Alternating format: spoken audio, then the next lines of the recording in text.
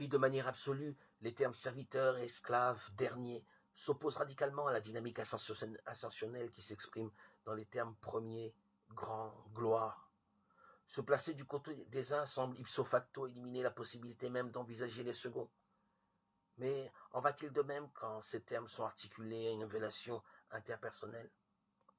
Autant nous associons spontanément être serviteur ou être dernier à un amoindrissement de soi, autant servir tous ou être le dernier de tous, sont des expressions qui rapportent tout à l'exercice d'une action envers d'autres.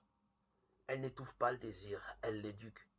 C'est exactement cette fonction éducatrice qu'exerce Jésus lui-même en accompagnant son enseignement d'un geste.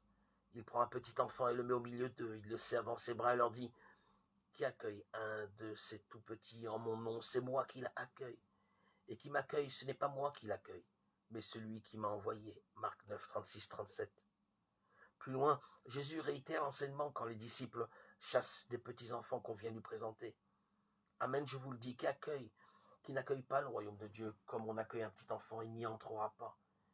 Il les serre dans ses bras, il les bénit, en mettant la main sur eux. » Marc 10, 15, 16.